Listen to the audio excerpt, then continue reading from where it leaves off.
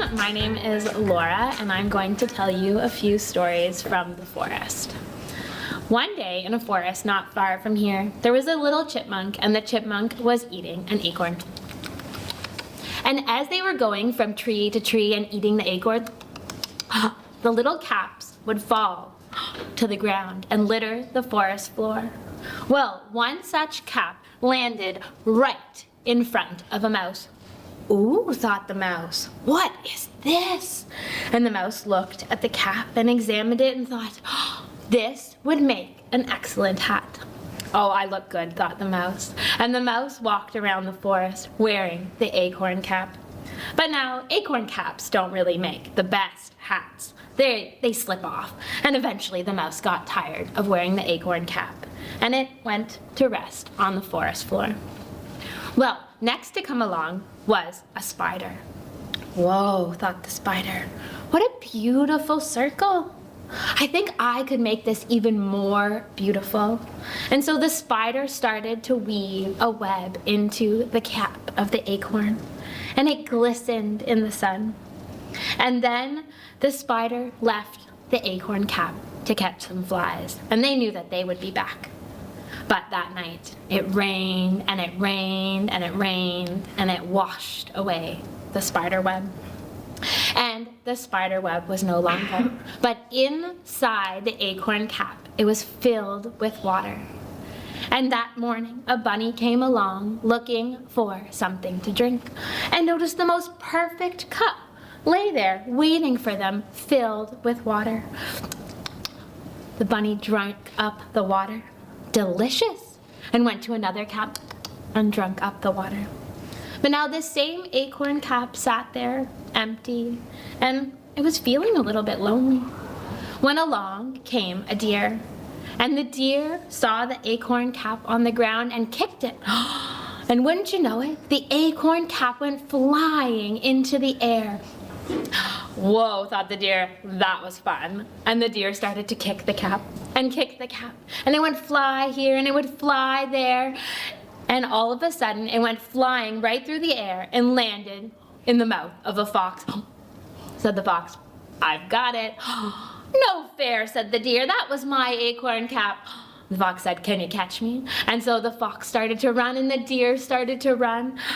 And the fox threw the acorn cap and the deer kicked the acorn cap and the fox caught it and the deer kicked it. And they had so much fun kicking and throwing the acorn cap. But as you might recall, there were a lot of acorn caps on the forest floor, and eventually the fox and the deer lost track of their acorn cap. And there the acorn cap sat on the path, waiting to be discovered. It waited a day, and it waited another day, until finally a child came along.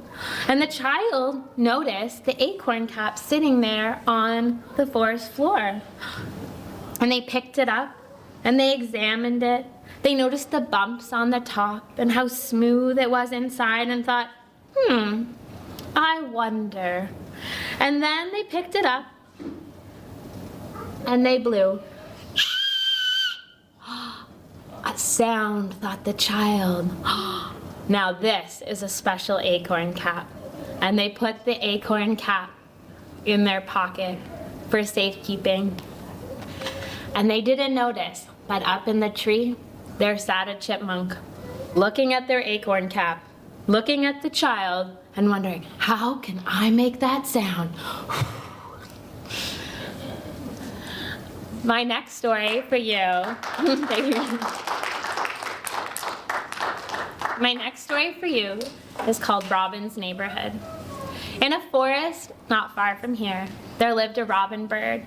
And this robin bird loved their forest so much. It made them so happy to spend time in their neighborhood and especially with their neighbors. And every day, Robin would wake up and fly through the forest. Now, Robin's first stop in the morning was always to their friend Owl's house. And Owl and Robin would sit there in the tree and they would talk about night and day and how they were so different and yet so much alike. And they would sit there and they would knit and they would chat. And oh, those stories and times that they would spend together were just so lovely. And then Owl was getting a little bit sleepy and had to go to bed, and so Robin would fly off and say goodbye to Owl. Robin's next stop in the forest was to visit Duck at the pond. And Duck would always make the most beautiful patterns along the surface of the pond. And Robin would sit there and watch Duck make the most beautiful paintings. And then when Duck was done swimming, Robin and Duck would talk about the weather. And was it going to rain today, or was it going to be sunny? Was the wind going to blow? And then eventually Duck would go back to swimming, and off Robin would fly to their next neighbor. And they would fly until they got to their friend Steve. Now Steve was a squirrel, and Steve lived high up in the trees. And Steve was a bit of a funny squirrel, and so Robin and Steve would sit there all morning making joke after joke after joke and just rolling around laughing. The two friends had so much fun. And the final neighbor that Robin would go to visit were the wolves. And Robin would fly over to the wolves, and Robin would sit there very quietly in a branch and watch as the wolves sang the most beautiful songs that Robin had ever heard. Oh, oh, oh, oh! They would howl, and Robin would sit there and listen to the symphony in the forest. And then Robin would say goodbye to the wolves and float back to their tree. Now one day, the winds had started to change. The leaves were changing colors. It was getting a little bit cold. And Robin woke up as usual and went over to Owl's. But Owl's door was already closed. Robin knocked. No answer. Thought Robin, that's very strange. And then Robin flew over to Duck at the pond. But Duck didn't want to go swimming today, and Duck didn't really want to talk about the weather. Thought Robin, very strange. And then Robin flew over to visit Steve in the tree, and Robin had a really good joke to tell him. But then, as Robin went to Steve's, Steve was just laying there like this and said, "The forest is changing. I don't know if I like it. I'm not sure I feel like telling any jokes today." Okay, said Robin. Well, I hope you feel better. And Robin flew off to the wolves and knew that the wolves would definitely be into singing and making a symphony in the forest. And so Robin went over to the wolves, and the wolves were all sleeping. Thought Robin. "Wolves, wolves, would you like to sing today?" The wolves said, "No, we're too tired." So Robin went home and thought, maybe it's just an off day, and went to bed. The next morning when Robin woke up, the same thing happened. Everyone was gone or away or didn't feel like talking. And Robin thought, what could I do? I think I need to do something to cheer up my friends in the neighborhood. Mail. That's it. Everybody loves getting mail. I'm going to make my friends some mail. And so Robin thought, I'm gonna write Owl a story about night and day and how they became the best of friends. Oh, and maybe Owl would really love a new ball of yarn. So Robin worked away. And then Robin thought about Duck. And I will write Duck a poem about water and ice and how we're getting into winter. And I cannot wait till the pond is frozen. And then for Steve, he knew exactly what to write for Steve. So many jokes. Robin filled the card with the funniest jokes that Robin could think of. And finally, for the wolves, Robin composed the most beautiful symphony of music for them to maybe inspire them to sing again. And the next day, when nobody was looking, Robin went door to door delivering the mail. Well, the next day, when everyone woke up, they were really excited because you get that amazing feel when something arrives at your doorstep, especially for you. And so when Robin woke up, they flew first to Owl, and Owl was there. And Owl said, "Robin, look, I received the most amazing story about night and day becoming friends." And Owl told Robin the story. And they sat there and they knitted together. And then Owl said goodbye, and Robin flew to the pond. And at the pond, Duck said, "Oh, Robin, guess what? I received this most amazing poem about the pond freezing over. I'm so excited for winter. Are you excited for winter? And we could go skating on the pond together." And then next, Robin flew to Steve, and Steve in the tree said, "Oh, Robin, I've got some amazing jokes for you, and I cannot wait to tell you." And the two friends laughed in the tree. And finally, Robin flew over to the wolf den. And there in the wolf den, the wolves were ready. And they said, "Oh, Robin, we received the most beautiful piece of mail we have ever received. We would love to sing it for you." And the wolves, they took a deep breath in and they started to howl. "Oh, oh, oh, oh." And Owl and Robin sat there and loved that symphony. And Robin felt happy. And you know what? All of the friends in the forest felt happy too. And they remembered how lovely it is to do nice things for other people. And they thought, "I wonder who gave us this mail." And they didn't know, but they knew that maybe they should start doing nice things for their neighbors.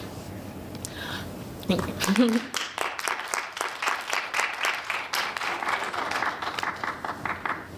My final story is about a squirrel named Steve. Now, online last year, I told you a story about a squirrel named Steve discovering fall for the first time.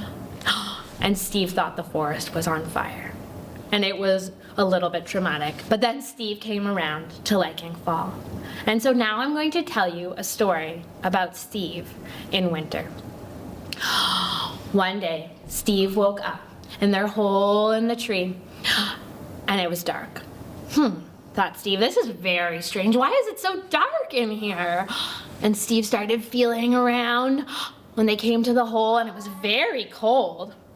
Thought Steve, "This is very strange." And Steve pushed and pushed the cold.